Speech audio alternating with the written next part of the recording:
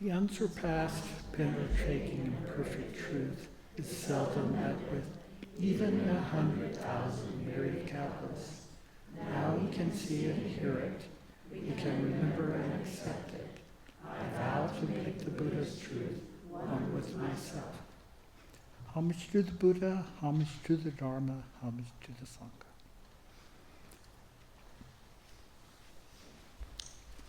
So we just finished celebrating our festival for the Buddha's enlightenment.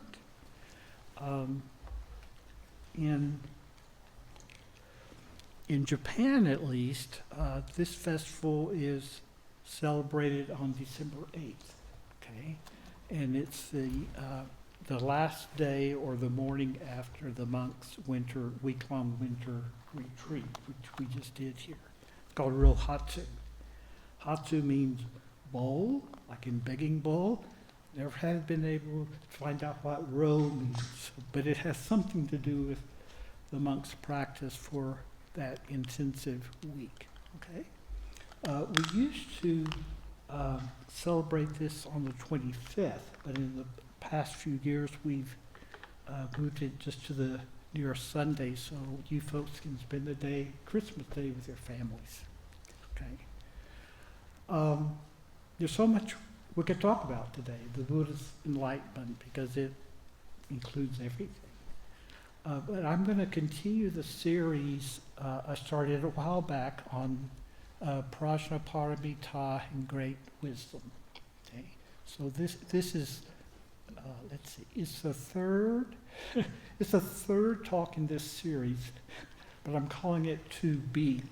Okay, because it's a continuation of what I started last time on iconography, and then there'll be a 2C. One to follow this.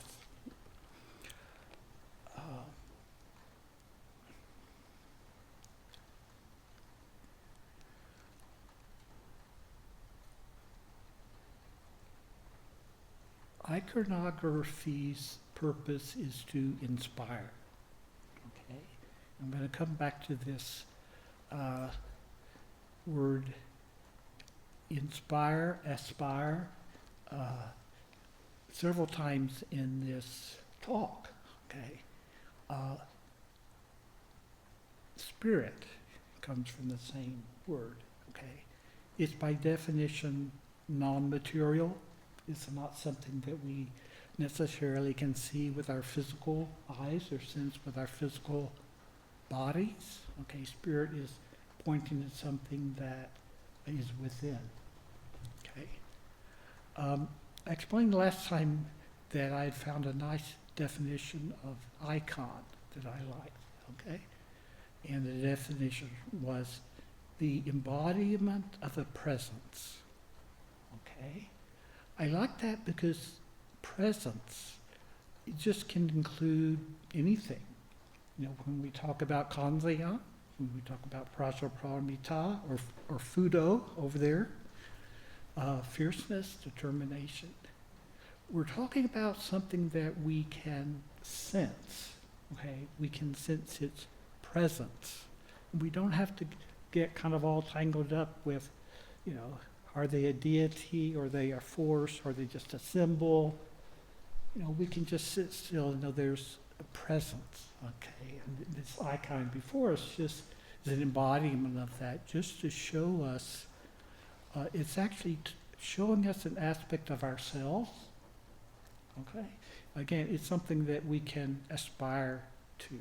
Great compassion, great wisdom, okay? It's all in here inside us, okay? It's everywhere else as well, but I sometimes think of statues and pictures. They're mirrors when you look at them. They're showing you an aspect of your true self. You know, Prajnaparamita, we've got a picture of her over here on this pillar. Let's see, I've got for those of looking on the YouTube, I've got a picture I can show. Whoops, excuse me. You know, here's Prajnaparamita. You can't see that on the pillar. You know, here she is, beautiful, probably a queen. Okay. It comes from the island of Java, which is now in Indonesia, from about somewhere between the 9th to the 12th century. As far as you know, she's one of a kind. They have discovered one other kind of deteriorated statue that might have been of her, but she's the only one. And there's one theory that she was, buried for many years, and that's why she's so well preserved. Indonesia was conquered by Muslim armies. Maybe they buried her to protect her, for future centuries. And they discovered her at the beginning of the 19th century. And archaeology was a new field, and the archaeologists weren't very meticulous about recording things, so we don't know where in Java they found her. We don't know. Was she part of a temple? We just don't know. The Dutch who colonized Indonesia, they took her back to the Netherlands. Some years ago they gave her back to Indonesia. Nice gesture.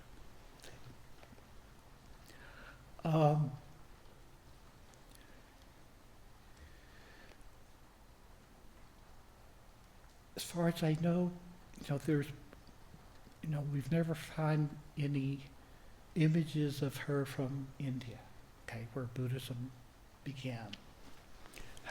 But we find reference to her in many, many scriptures that have their origins in India. So the early Buddhists knew about her. Okay? And she's usually referred to as the mother of the Buddhas. Not the physical mother, but the spiritual mother. It's that which gives birth to the Buddha. That's on our altar, which we're celebrating today. Prajna means wisdom, wise discernment. Paramita means crossing over to the other shore. That's one of the things that makes prajna great wisdom. Okay? Reverend Hubert, when he was doing a lot of our translating, translated prajna as wise discernment. Okay, it's a quality of seeing. Okay, but again, it's not necessarily with our physical eye. It's something that we can sense. It's something that we can intuit within. Okay. And what is it that we see? Well, we see what's called, the Buddhist word is shunyata, or emptiness. It's the word in the script's great wisdom that Reverend Master Jiyu's teachers in Japan recommended that she translates as pure, because it's not a negative emptiness. Reverend Master Jiyu said, and she based this on her own experience, it's the fullest emptiness you'll ever bump into. Okay, so we're not talking about something negative. We're talking about something really quite wonderful. And that's why Prajnaparamita, I think, is depicted in such a beautiful, wonderful way. Now, I'm just going to read you two translations of the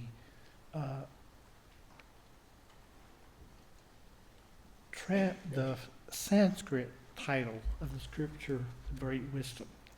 And again, this will give you a sense of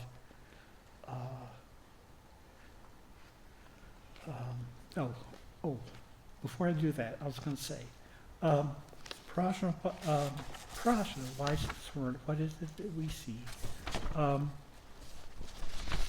We see shunyata, which can seem like, why do I know about that? But Shunyata is not something outside of our everyday experience. It's not outside of, chopping wood and carrying water, as you say in Zen.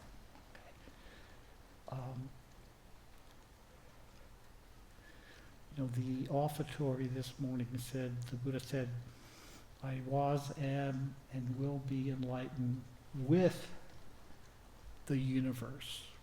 That his enlightenment is not separate from anything else, including ourselves, okay?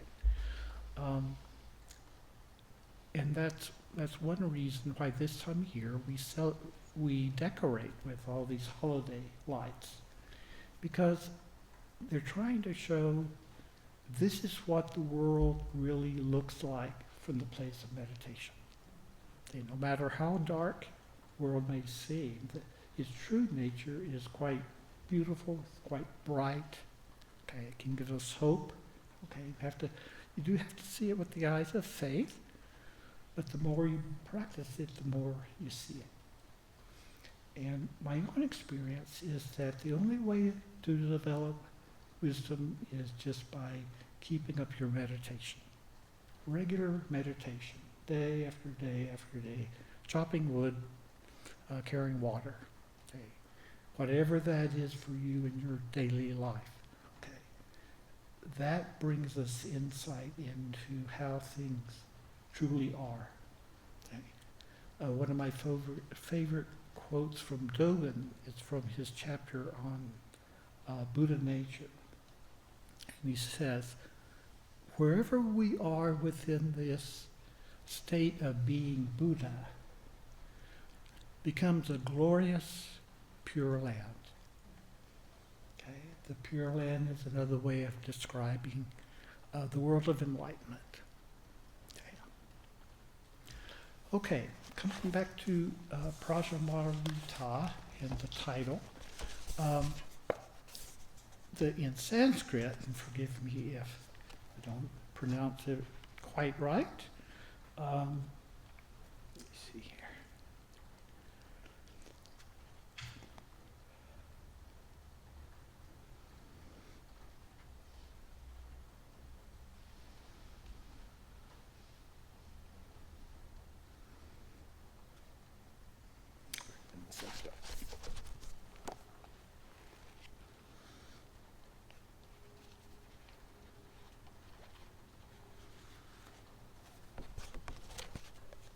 Too many books.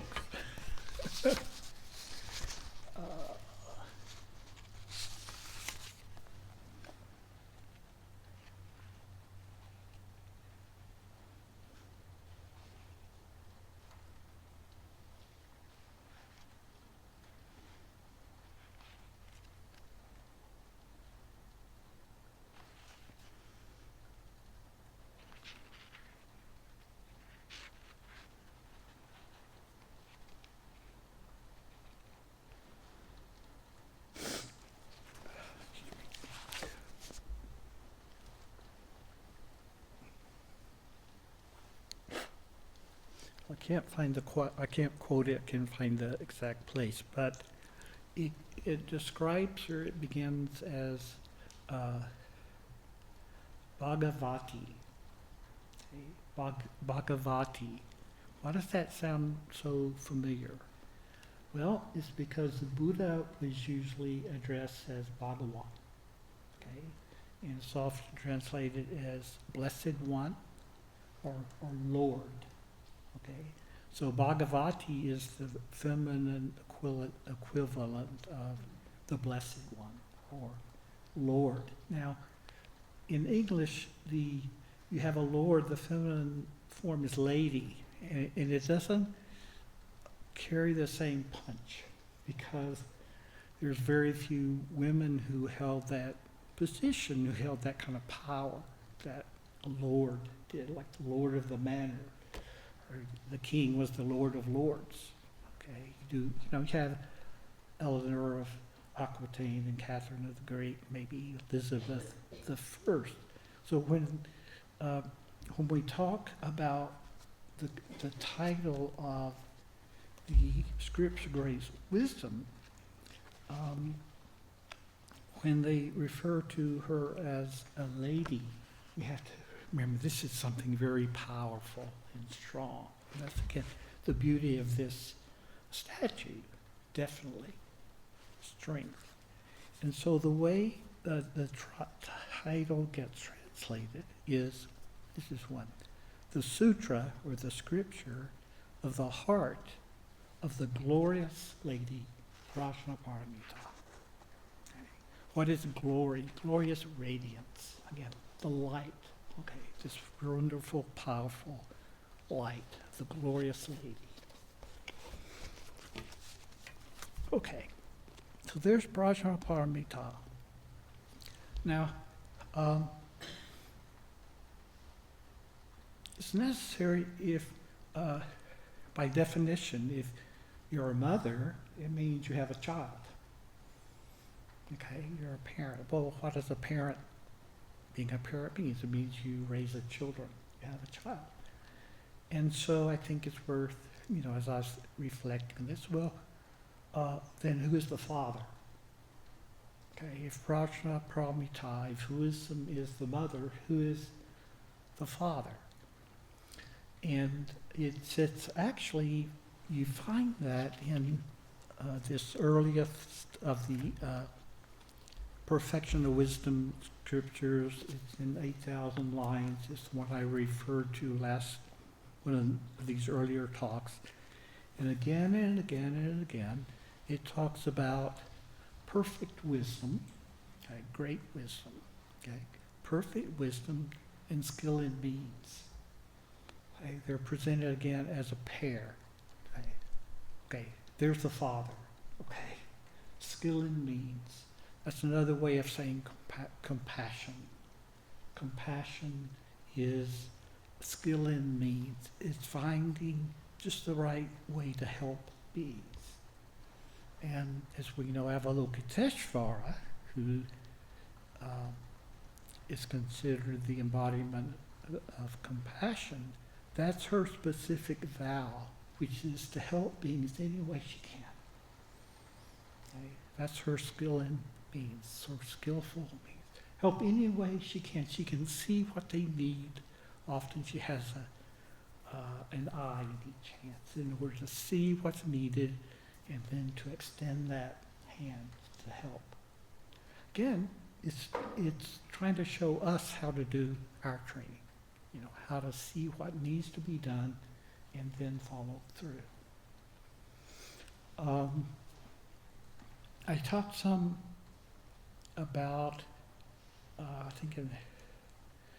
about how the idea of Prajnaparamita might have arisen, might have been based on statues that they found in one of the earliest world civilizations, which was in the Indus River, and they were called the Dravidian people. Okay, they're kind of the native people in India, okay? And they found lots of these little kind of Earth Mother statues. Okay, a mother, obviously. So where does the idea or the inspiration for great compassion come from? Okay, and again, what is it that inspires artists, meditators? What is it that inspires us to view or feel the presence of great compassion? How does that translate from our experience into iconography and how, as we try to show what great compassion is, okay, to inspire us, again, inspire us. So I kept thinking, well, is there anything in the Buddha, in the Indian culture of the day that might have provided a model, if you want to call it that? It's not something that somebody thinks out, okay? It's something that's usually seen in a vision, maybe in a dream, our Buddha on the altar is based on something that Reverend Master Jiyu saw in her experiences that she describes and how grow the lotus blossom. Okay? She actually saw this depiction of the Buddha with a smaller Buddha, the Buddha that is to come standing on her knee. Okay, something in vision. She saw that. Okay, so often these pictures of Kanzeon or Fudo or great wisdom, it's something that someone saw in meditation. Okay, sometimes.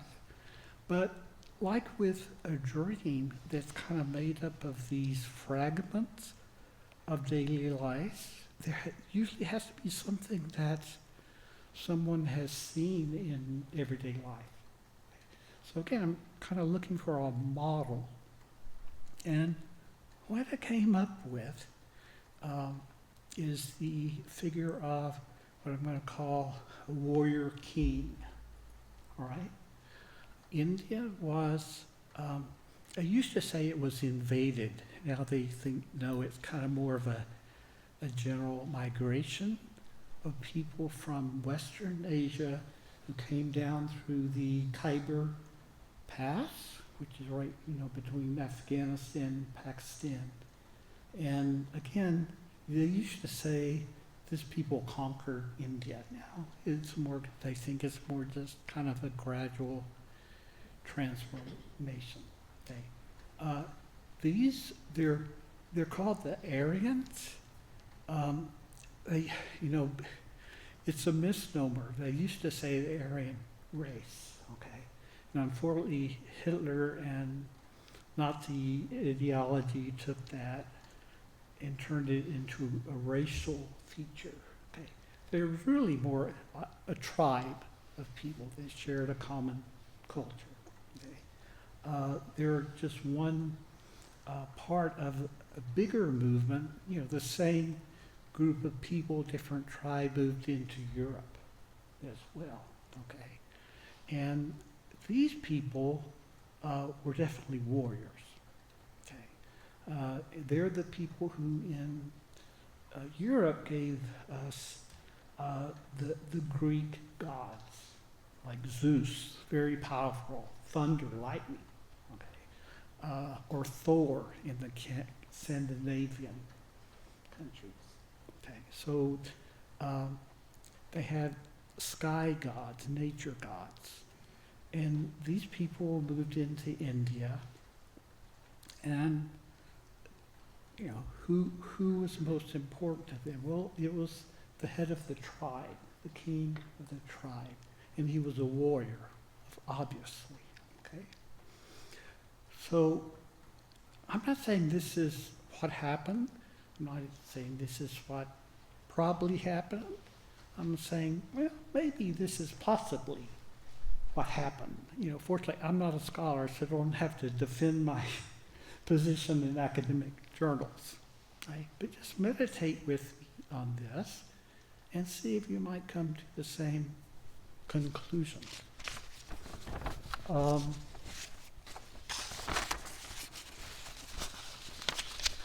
The Aryan people, one of the features, they may have been the people who entered both the wheel and the horse into India. Okay, and I'm basing that on a historical novel I read about Egypt and another early civilization. The pyramids were built before they had the wheel, before they had the horse. Okay. But definitely the Aryan people coming into India, it was a horse culture, very much kind of like Mongolia, okay? And the symbol of the king was the chariot, okay? The wheel, and it was because of, my theory, because they had the wheel and chariots and horses, this is why they were able to conquer the native people. This is what happened in Egypt again. People came in with chariots and horses and were able to defeat people who are on foot, essentially. Okay. This idea of the wheel, we know from our Buddhist teaching because we have the term the wheel-turning monarch. Okay? I'm going to use monarch rather than king, okay? Wheel-turning monarch. You know, why does that ring a bell? Well, at the time of the Buddha's birth, they called in these wise sages, and they wanted them to predict the Buddha's destiny, his future. And I think there were 7 of them, and 6 of them said, well, if he becomes king, he'll be a wheel-turning monarch, universal emperor. If he renounces the world, he'll become a Buddha. Okay. How do we often think of the Buddha and the connection to a wheel? Okay. We talk about the Buddha as turning the wheel of the Dharma. Okay. It's the spiritual wheel. Okay. So they're just moving that symbol from something that they knew in everyday life into something that they could express or understand in a spiritual sense. And the Dharma wheel is the most common symbol of Buddhism. Okay, it's so central. India even has it on their flag. Okay, the Dharma wheel. Okay, so what I want us to do is look at the features of the warrior king and see how the qualities that they admired got converted into the qualities of compassion. Okay. The first, powerful. Now, if you're a leader of a tribe, you have to be strong. You have to be powerful. Okay. Well, obviously, you depict someone with big muscles. Okay. Well, you want to show that they're more powerful than anyone else. Why not give them 4 arms, okay, or 8 arms, and then they keep multiplying the arms until we get, this figure over here on the right, a Kuan Yin, with 1,000 arms. Talk about strong, okay? And just for those of you who are viewing this on YouTube, here's a Tibetan depiction. Okay, here's another one. Okay, the thing I like about this Chinese one is she's flesh-colored, so she's much more human. We can identify more with her. And again, we'll talk about next time how he becomes she. But at this point, 1,000 arms, okay. A king or warrior or monarch, what do they use in battle? Well, they use weapons, okay.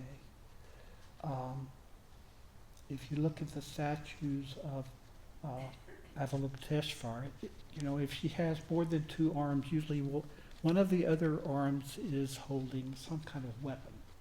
It's a sword or bow and arrow.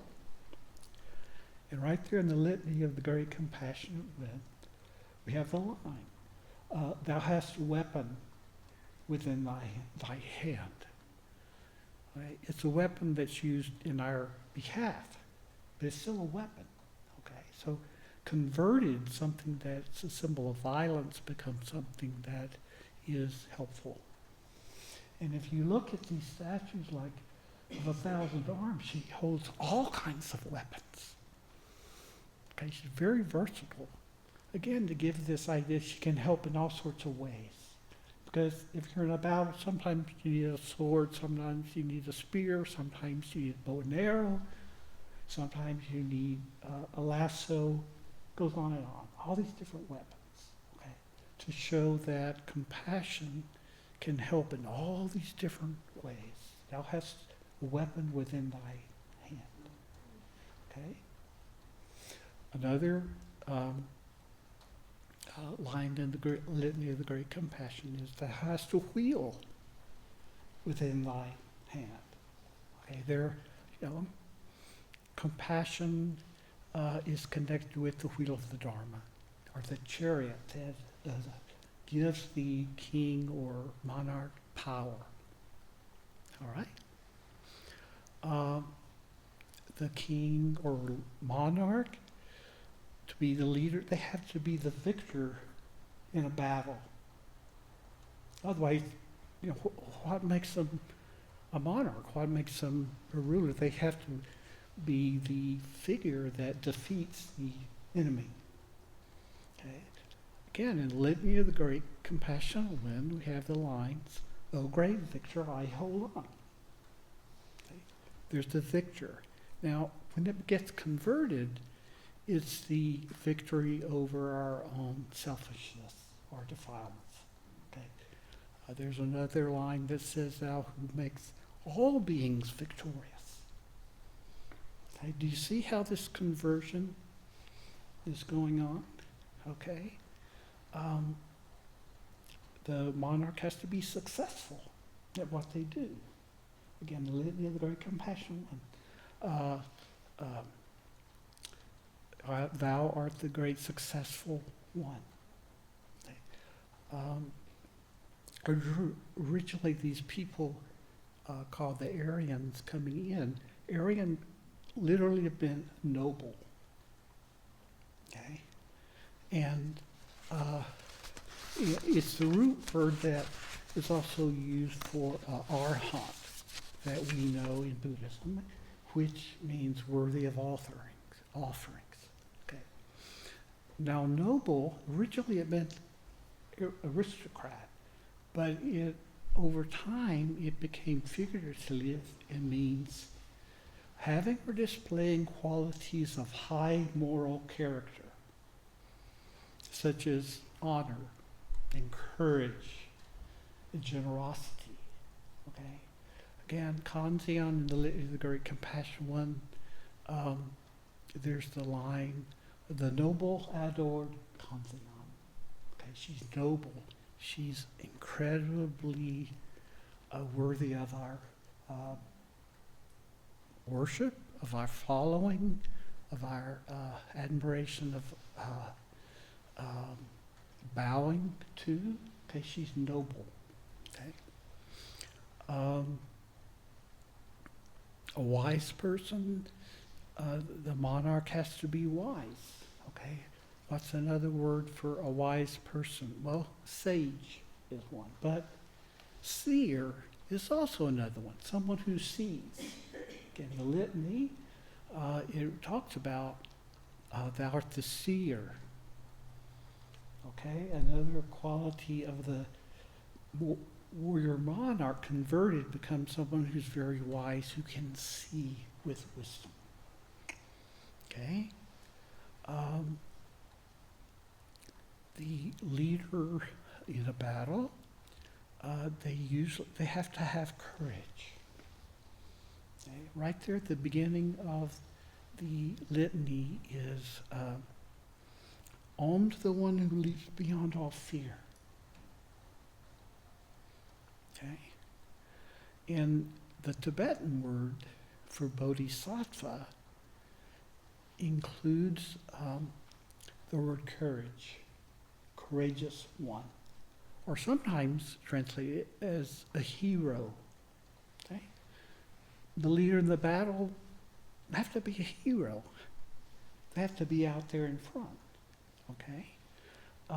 What does a hero do? Well, they rescue beings. Okay? What's another way of talking about rescuing? Saving. What's the first of the four great bodhisattva vows? However innumerable beings may be, I vow to save them all. Do you see how these qualities they take something that they do in ordinary life and they get converted or transformed into something that is inspiring for our practice. Okay. Now, as I thought with a little more, I finally came to me, who else might this be described? You've probably figured this out by now. Well, we've got the Buddha himself. He was a prince. He was destined to be the next king. He was said to be, the best at all the military arts, all the different weapons. They had something kind of like an Olympics. He got the gold medal in everything. He was the best at everything. We talk about him being victorious over the army of Mara at the time of his enlightenment. Okay. He's courageous. He's generous. You have then developed the whole kind of what we call the Jataka tales, the past lives of the Buddha. And they show how the Buddha in past lives, he developed compassion and generosity. He's often the leader of the band of monkeys or the flock of birds or a herd of deer. And he usually does something that rescues his people. He leads them to a place of safety. He leads them to a place of refuge. Okay. So right there in the Buddha himself, we have a model for what compassion is. It's just another way of trying to depict it in a picture, embodiment, in a statue, something that can show us what does it mean to be a Buddha? What does it mean to be compassionate? Okay. Now I want to close with something I found. Excuse me.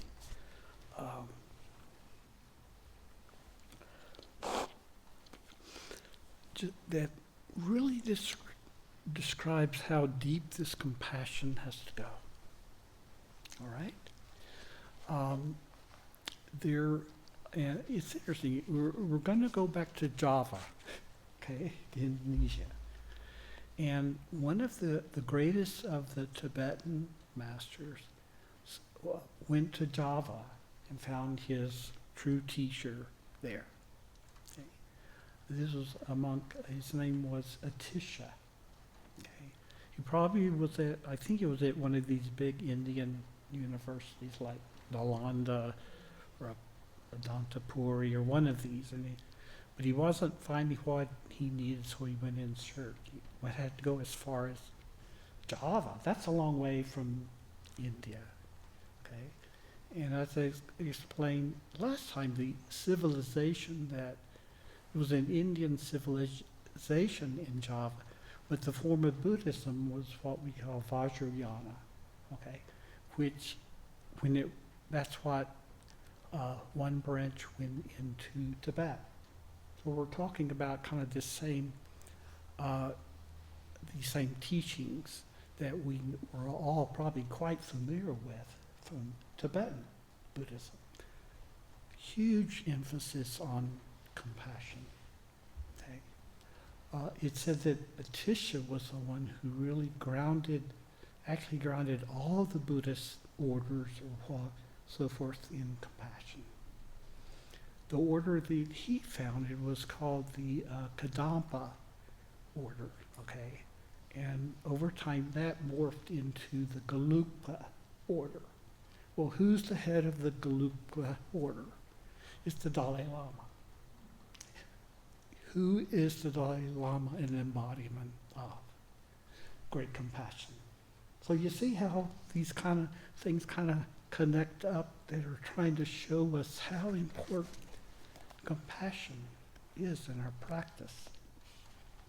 But this is a story about Atisha, finding his master in Java.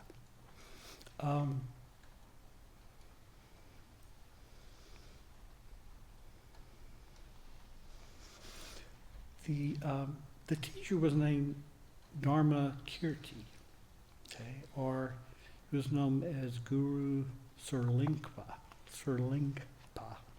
the guru of the Golden Isle.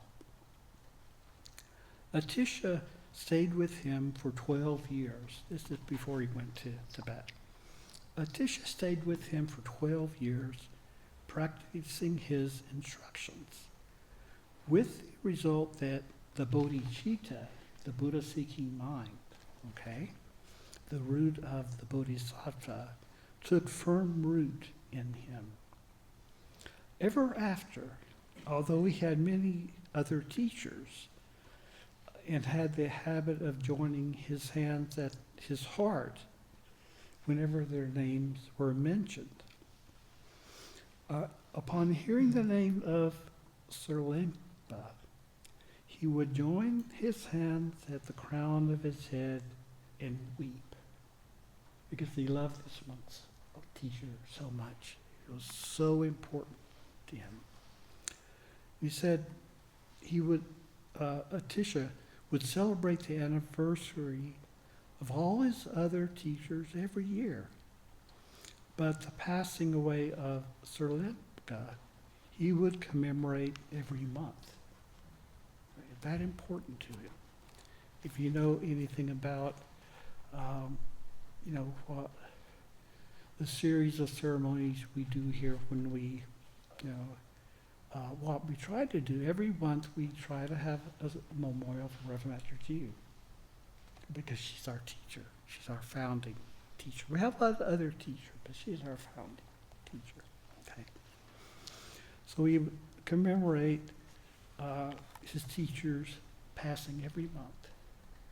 And his disciples used to ask him, "You seem to express your respect so differently towards your other teachers. Is that because there was a difference in their wisdom?" And Atisha answered, "All of my teachers, without exception, attained the supreme state, nirvana." Okay, couldn't go any further in their training. Not one of them was an ordinary being. There was no difference in their qualities.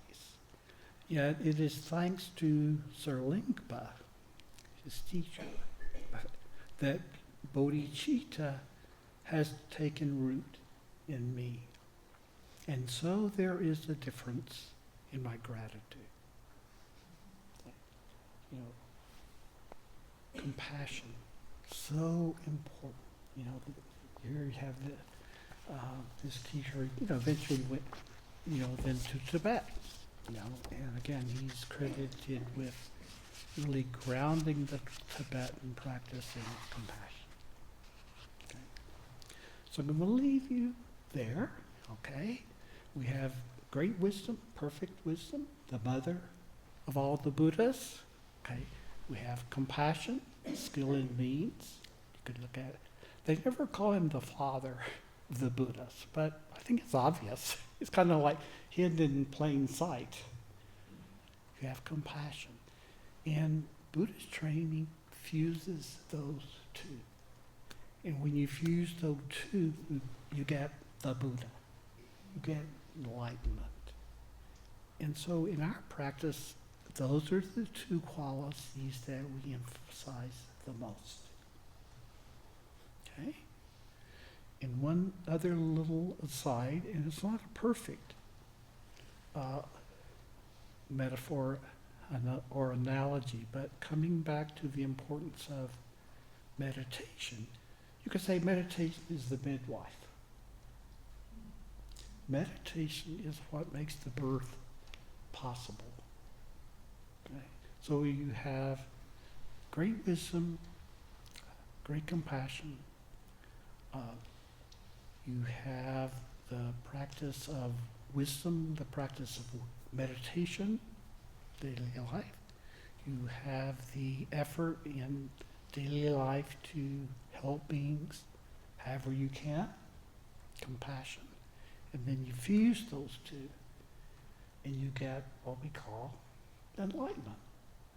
And don't think of it, again, as something separate from yourself, or that outside of your ordinary life. Okay? We decorate the hall this time of year. It's the darkest time of the year. Okay, I was in Eugene for 14 years. They leave the lights on up there until mid-February because it's so dark. Okay. We take the lights down mid-January. Okay. But this time of year is to remind us that this is the way the world really looks. The Buddha said, I was, am, and will be enlightened with the universe. Wherever you look, you see light. Okay? That's why we call it enlightenment. Okay. So I'll leave you with that, and thank you for being here today. It's really wonderful. I feel really honored to give the talk on the occasion of the Buddha's enlightenment. I didn't expect that.